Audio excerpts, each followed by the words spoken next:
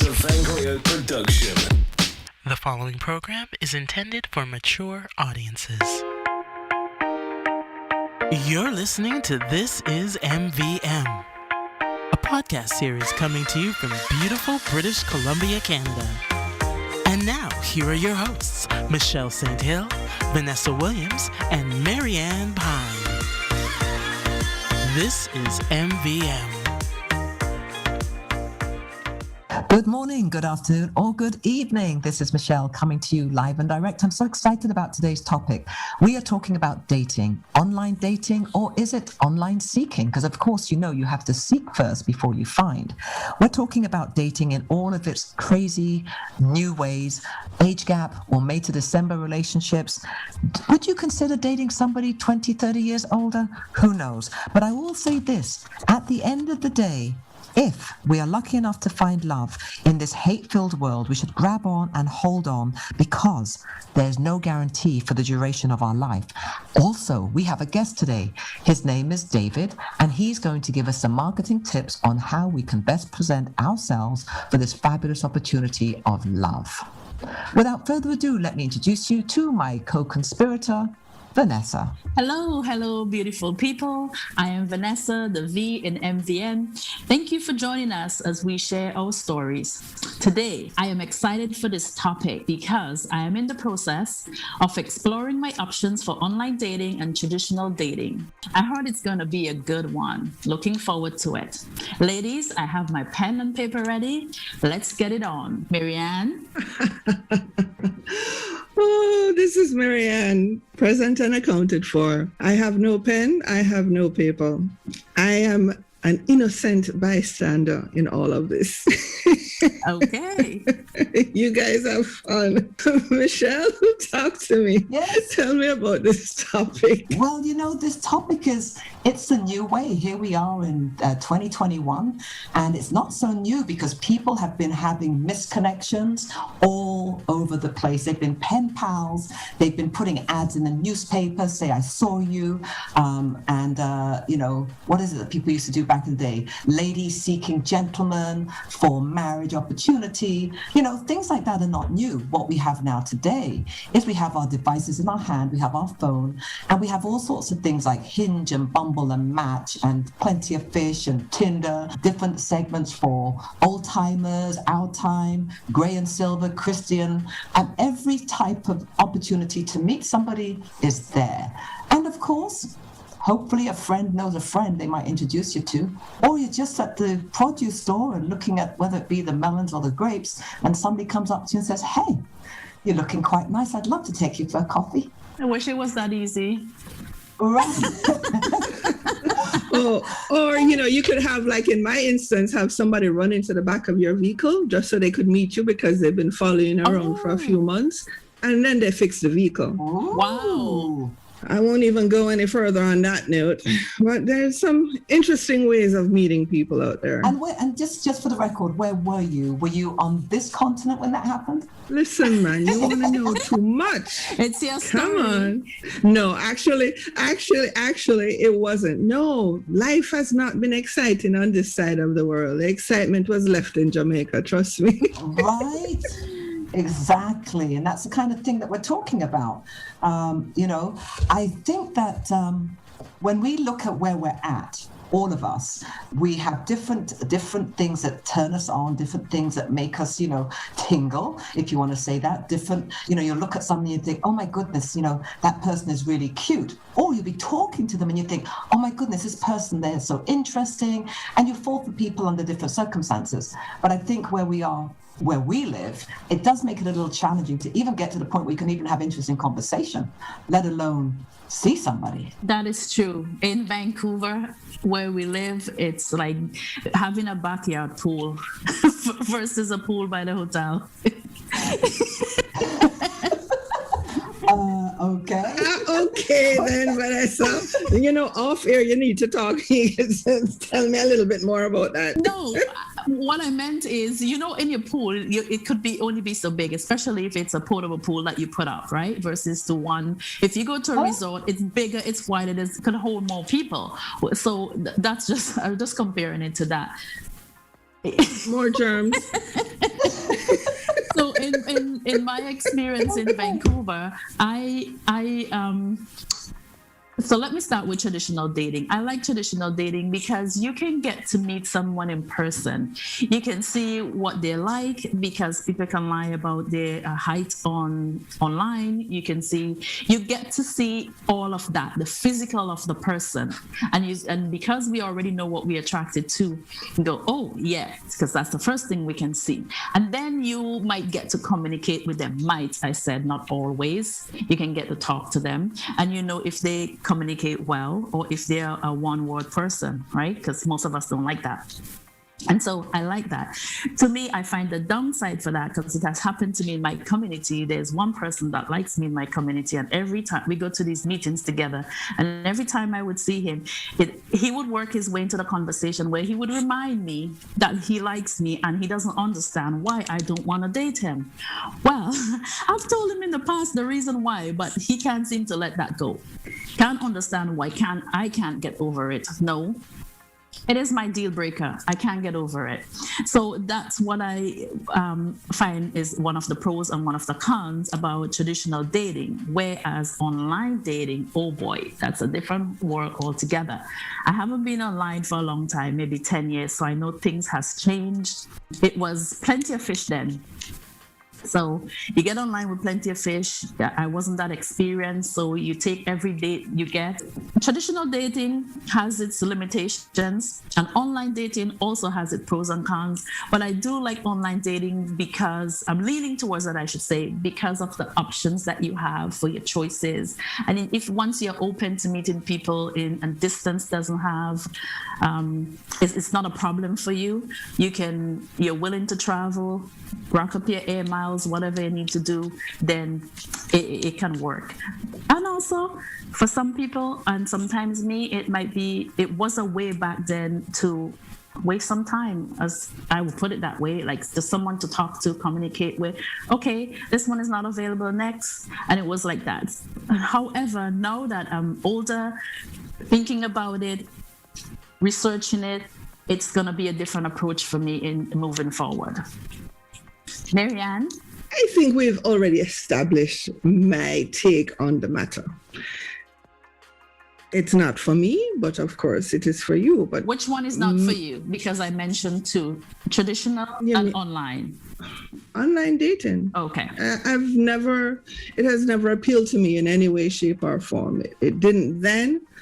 Back then when I first was aware of it, and it still hasn't now. I mean, I'm personally, traditional dating is what I've known and what I'm interested in. And if I were to start dating again, then that would be the route for me to go. But not in the cards for me. So I have a question for you, Maryann, based on the fact that you said that when you were, outside of where we are on this continent, that nothing exciting has really happened for you here, right? Am I correct? Did you say that?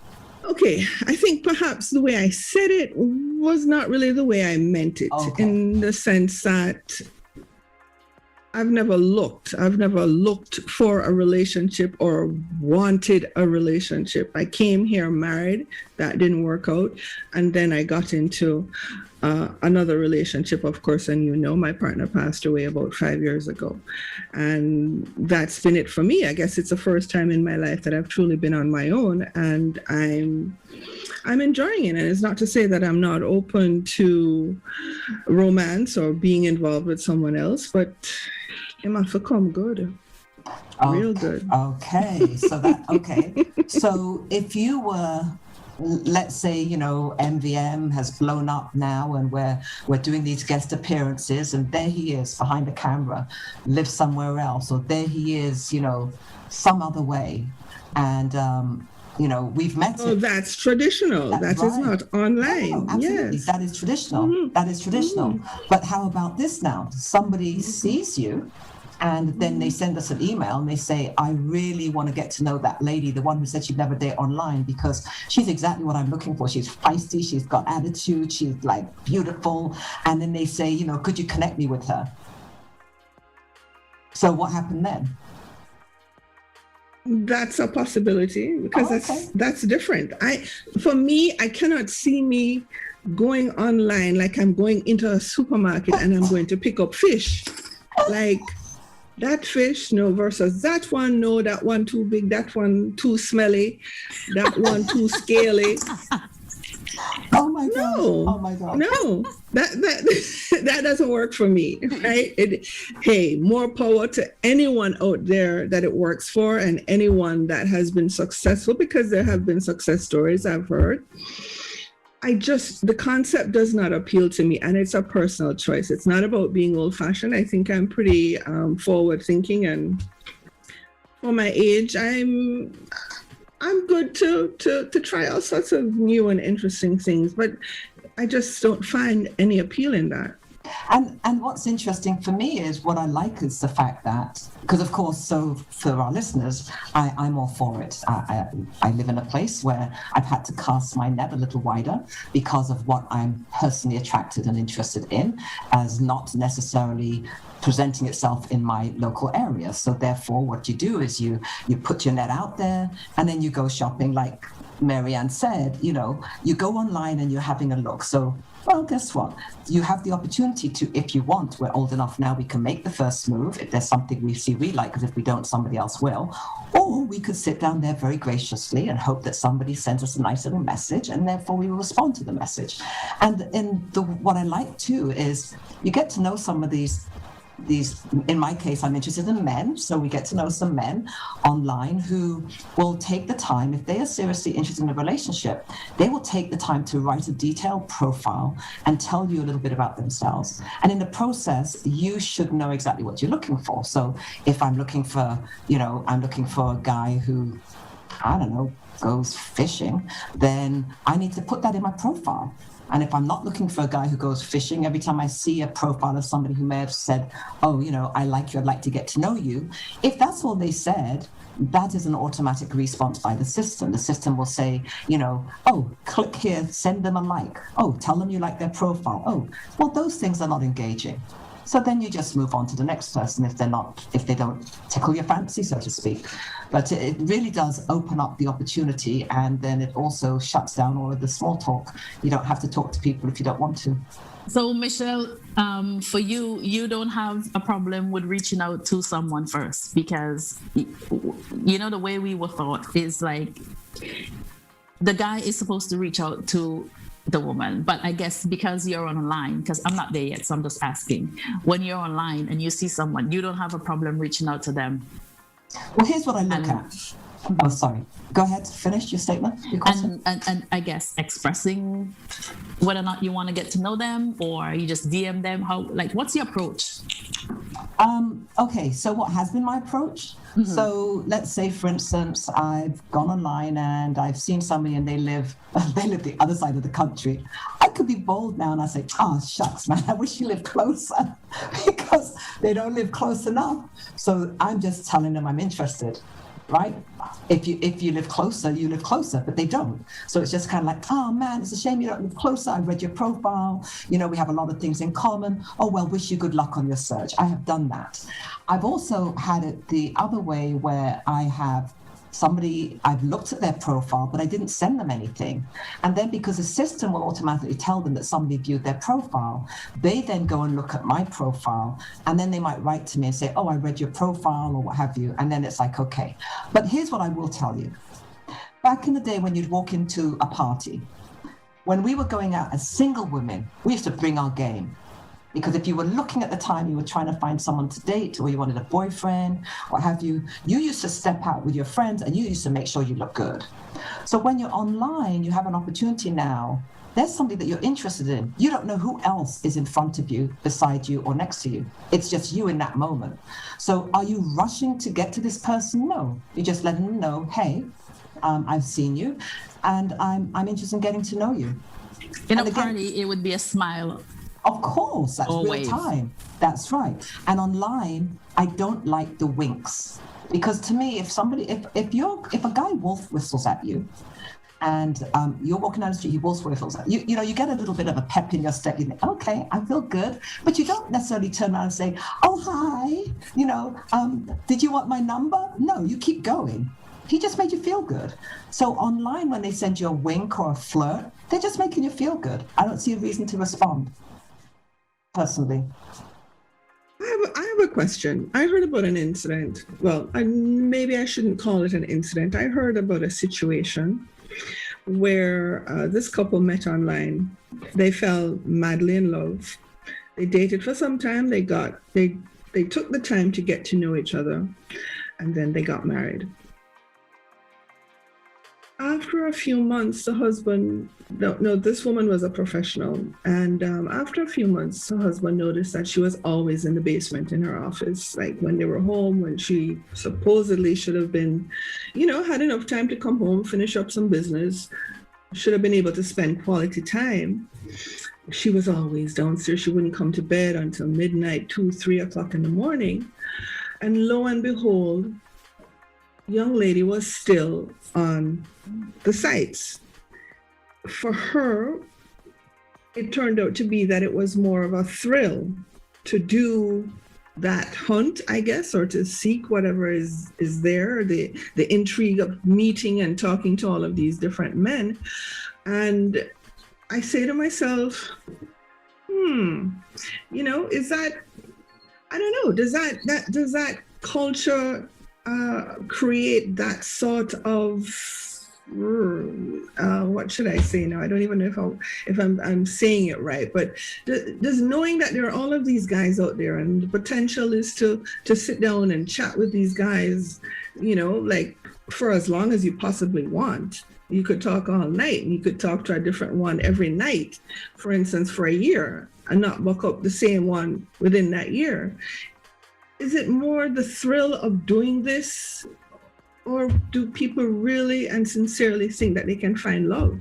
I think for some people it is, and some people, I've heard it said many times that online seem like it's just for hookups. In my opinion, I would say it's mainly the ones that you don't pay.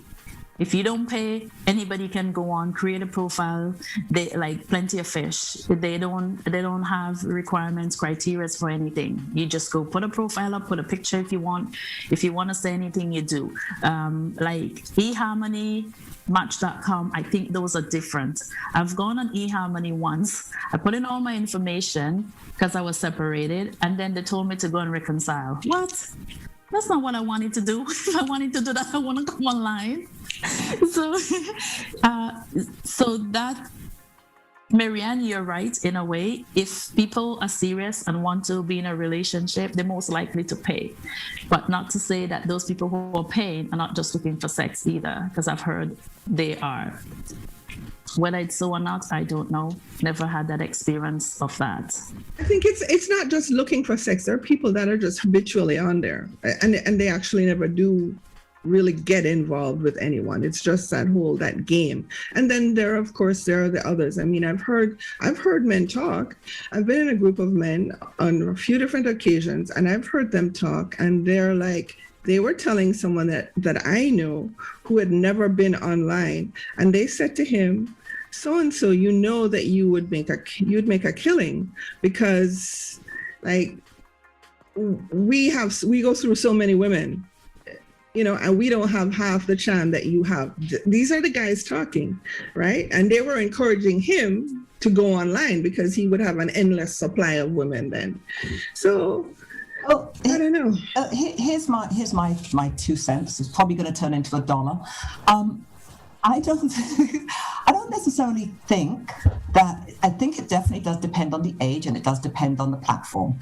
Yes, Vanessa made a comment that some of these sites were hookup sites, and I don't think they were ever intended to be hookup sites. There was a men's one that was meant for gay men, and that was definitely a hookup site.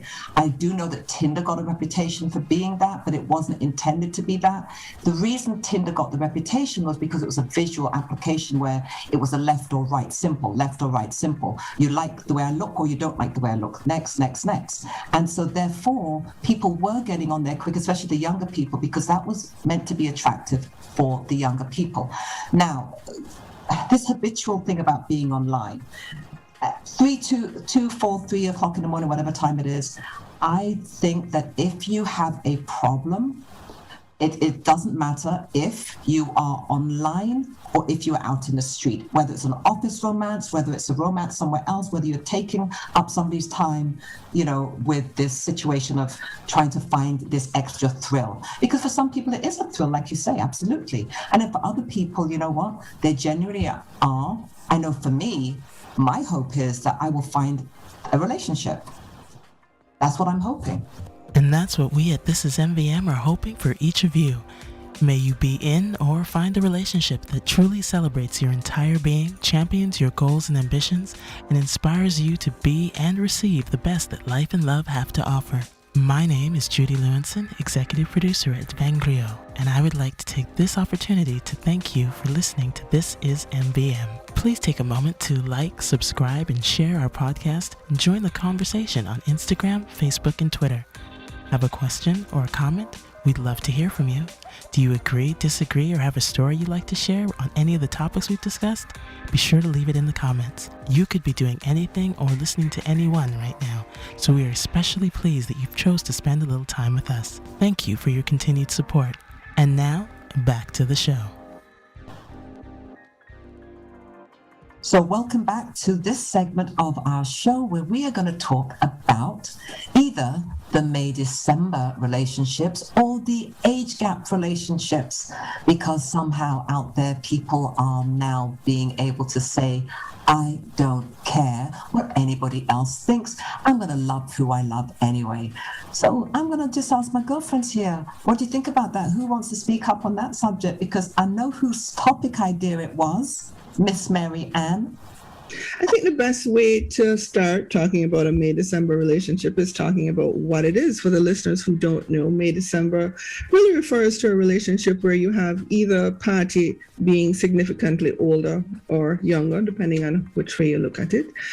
And it's something that's been around for the beginning of time. I personally don't see anything wrong with it as long as we're talking about two mature individuals that know exactly what they want out of the relationship and not in it for reasons that the other person might not be happy to know about.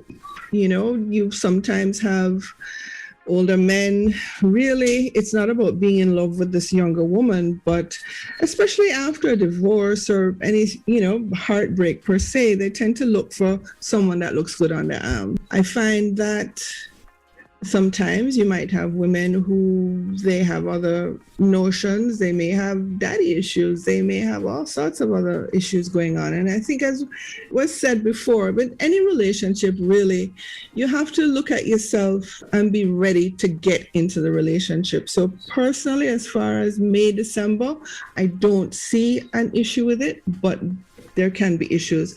I remember listening to, I think, Judi, you sent us something, and there was a couple that was talking, and they basically said the man was saying his greatest fear is dying before his children are old enough, and he wants to be able to live a quality life with his wife and children. So, and of course, the same thing would have been for her as well. She would like to know that they have a long, fruitful life together. And I think that might be perhaps the main concern for either party. But of course, society tends to frown on older women with younger men. They seem to think, it's okay as long as the woman isn't too young, an older man and a younger woman. But at the end of the day, it is a personal choice. And it's up to the individuals whether or not it's something that they can make work. Any relationship at any juncture, this period of time, 10, 20 years ago, 100 years ago, any relationship you get into, it's work.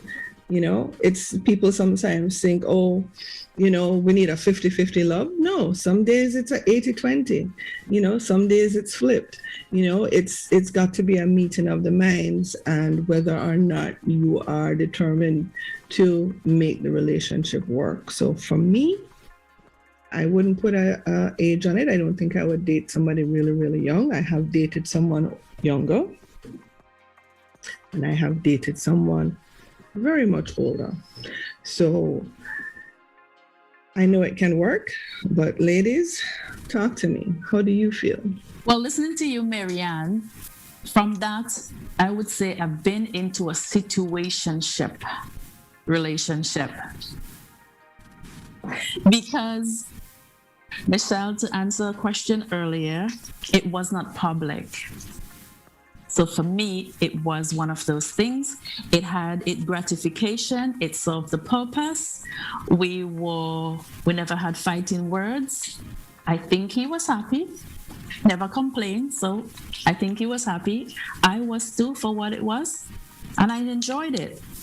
Michelle, how about you? Well, I don't have the luxury of having a situation like that because I was married for a long time. So by the time I got to being married for the long time, the oldest, actually, no, having said that, I was with a 21-year-old once. Okay. But that was the guy I married. Girl, that doesn't count. Yeah, that was your husband. He was 21 once. Yes. Okay, I thought that was going to be an opportunity to just be funny. And then the oldest person I was ever with was the person who morphed through life with me. So there wasn't really anybody, I haven't had any great significant gaps between. I think at this stage, though, where I'm at, most of the men that I have dated have been younger by probably 3, 4, 5, maybe even 7 years. I don't see that as a problem because they're men in the same decade. So, you know, I just hit the next decade, but these men are in the same decade. So I don't really see it as an issue. I think that I have been mistaken when out for lunch or dinner with my son. It had been quite interesting once we were out and they wanted to give us a booth. And we weren't sure whether it was because they thought we were a couple. The whole restaurant, they wanted to give us a booth. So it's like, no, that's actually my son kind of thing. But we didn't bother to say anything. We just went with it, whatever. We know who we are to each other. But yeah, I don't know. I don't think I have an opinion really. I don't think I'd ever say never. I think anybody who would be as young as my son, hell no. That's a definitive. I could not date somebody who was as young as my child. For some reason, I just don't feel. But then, I don't know. I just feel that there has to be some level of where you say no because, you know, am I looking for a relationship or am I looking for just a bit of sexual fun? You know, if you're looking just for a good time, then whatever. But if you're looking for a relationship, you need to have something in common with the person. And then there are some young people who are old souls, as they say. Their parents have raised them in such a way that they are really in tune with who their parents were. They've lived a life through their parents. They're in tune with the music. They're in tune with attitudes, and they understand. But I don't think personally, for me, I could date somebody who was. Vanessa has 5 years. I would say 10 years for me. I don't think I would date anybody. Well, actually, no, that's not true because right now I'm at probably 15 years. It will still make them 10 years older than my son. Sorry, that might be my cutoff. Vanessa's 5 years. You sticking to that? Yes, I'm sticking to my 5 years. I'm done with my situationship, and now I'm ready to move on. I think that maybe we should see what our guest has to say. I'd like to welcome our guest today. We have the distinguished looking gentleman. Of course, you guys can't see him, but we can. His name is David Lee Carton. He's going to give you his perspective on seeking. And it is an opportunity for us to hear from a male. He doesn't represent anybody else but himself. So he's going to give you his view on some of the topics. And David, welcome today. How are you? I'm good. Thank you. I'd like to introduce you to Vanessa. Hello, David. I'm Vanessa. Hi, Vanessa. And Maryann. Maryann, how are you? I'm good. Pleasure to meet you. These are my co-conspirators, partners in crime.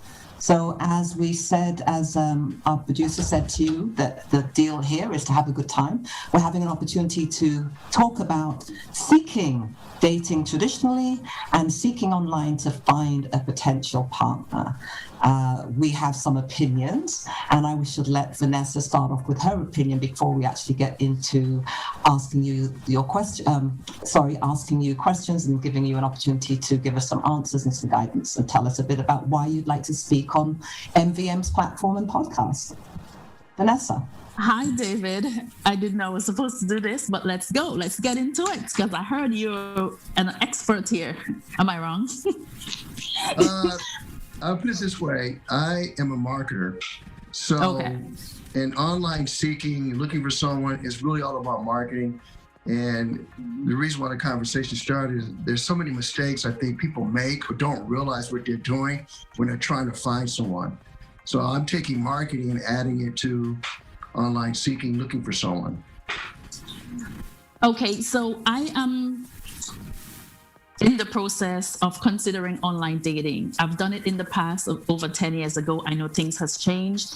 I do also like traditional dating because you get to see and meet the person. So going back to online dating, after reading someone's profile, you like the person, you read their profile. What is the best approach for a DM? Should it be a compliment or should I ask a question? Okay, so you're asking me something along the line what I would like. I'm a little more generic about how to set it up.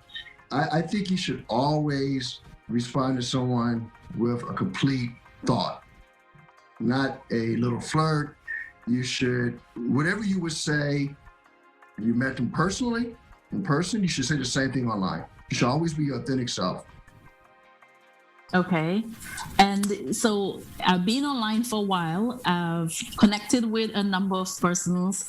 I like their responses that they've been given to me.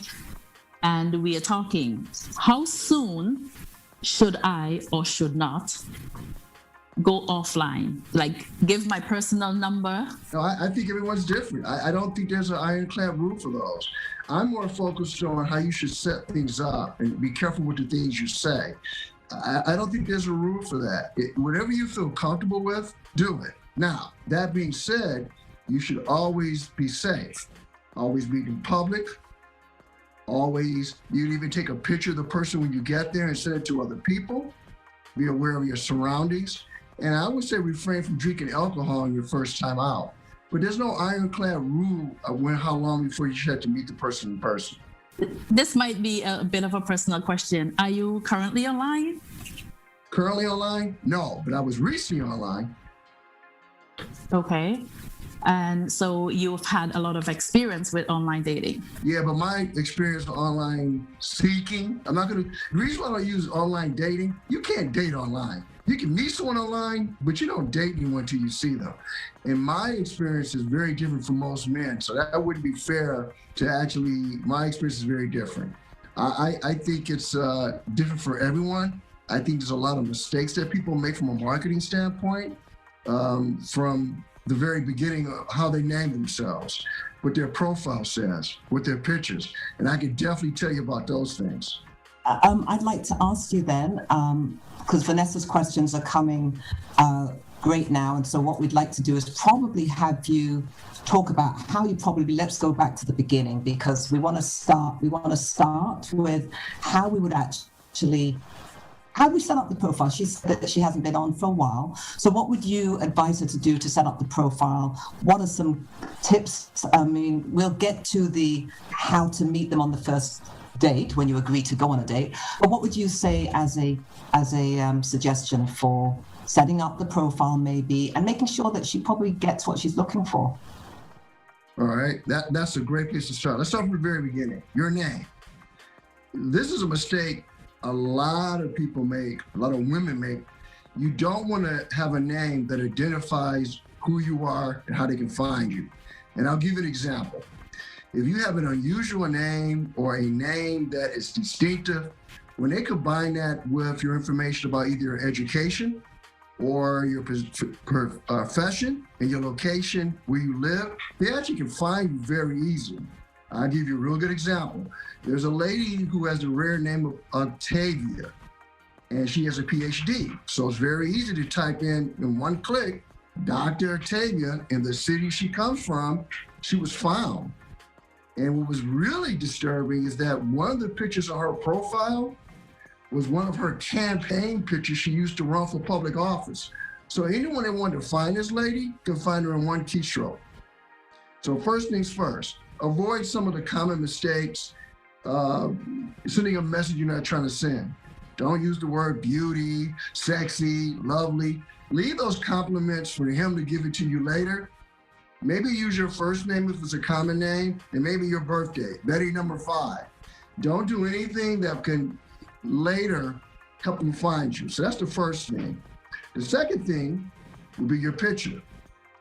Common mistakes. Don't take any pictures of other people, especially other women, especially women who are more attractive than you. He will go through you to find them, especially if your friend is also on the same app. It is best to be by yourself. Don't take pictures with your kids. That's another safety issue. Don't take pictures with family and other friends or men. That raises a lot of questions. Take 3 to 4 headshots, make them simple, and present them. If you don't wear sunglasses, don't wear hats, unless you're on the beach somewhere in a bikini, that's fine. But don't do anything that people suspect you hiding something. If they can't see your face, I mean, would you really want to go out with someone you can't see his face? So some of the basic things that people do, and I know this sounds like common sense, but common sense is different for different people. And here's a couple of things. All you ladies look great, look very natural. So here's a good point. If you're a makeup wearer and you wear makeup 24/7, your picture's gonna have you wearing makeup. But if you're putting makeup on just to take these pictures, you're gonna be the different person that shows up. So whatever you are, be it on your profile. Take 3 or 4 clear shots and use them. If you change your hairstyle frequently, maybe take 3 or 4 of each hairstyle, but let the gentleman know when you're going to meet him, which is the picture that's most recent. And don't have pictures more than 3 or 4 months old. Those are the basics. They're to keep you from making some mistakes and having misunderstandings. Can I just interject? 3 or 4 months old? So here's from a marketing standpoint. And I said this before.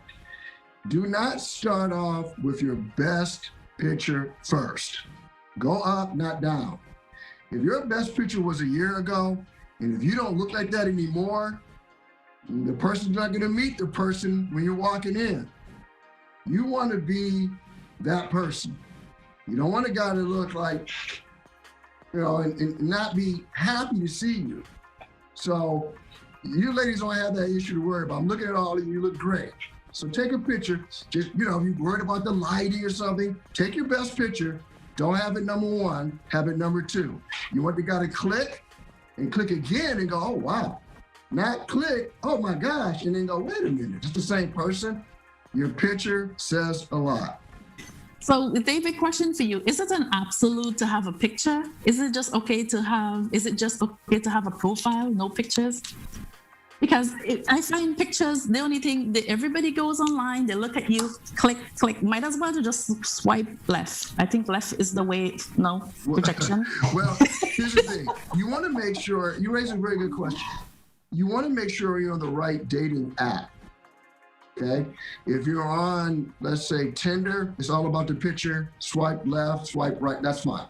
But if you're looking for someone you're making a connection with, you want the picture, you want to be able to see him. You don't want surprises. You want to do the same thing you want from the other side. Would you really want to communicate with someone you don't have no idea what they look like? You don't even know who's showing up. That's a good point. In that case, then you would have like Skype or something before you go on a date. When I start online, I wouldn't go on a date unless I've had a Skype meeting or Zoom meeting with someone, so I know they look similar to their picture, because they might be having a bad day, so the face might change. Well, here's the thing. Whatever you feel safe doing, then absolutely do it. And that tells you a lot about the person. If he says no or she says no, then that's not a person for you. Safety, I cannot adjust it enough. For a man that has a daughter, okay, you got to be safe. So yes, if you want to first have pictures and then Skype or Zoom, whatever, and see the person, great. Everyone doesn't look the same way in person that they may on Zoom. I look heavier than I am. So I don't photograph the same way. But you know who I am if I walk into a room. But that's very important. It is indeed very important. Hello again, JudiLew, executive producer at VANGRIOT here. We hope you're enjoying this conversation with our guest, Mr. David Carter. Please join us for part 2 of this episode as David drops even more insights, such as... If a guy is wearing jerseys, sport jerseys and gym shoes, he may not be the same guy that's going to wear tux. If a guy's camping, but that's okay because he's letting you know his lifestyle. What he has to be careful though is if those pictures are just something he did once in a while, he's conveying the message that's his lifestyle. That's why I say be very careful. A picture speaks 1,000 words, but it has to be in a proper context. Thanks again for listening to This is MVM. Be sure to like, comment, subscribe, and share. As we close out today, please remember to join us for part 2 of Dating and Seeking Love in the Modern Age. Ladies and gentlemen, we thank you so much for listening to us today. I don't know if we revealed too much or not enough. We will be here in part 2 because the comments were coming in fast and furious. I'd like to thank you guys for all being here for part 1. I need you to really look forward to part 2. Learning, growing while remembering the great memories of the past, enjoying and living life to the fullest in the present, and embracing the possibilities of the future. I'm Michelle. Look forward to seeing you next time.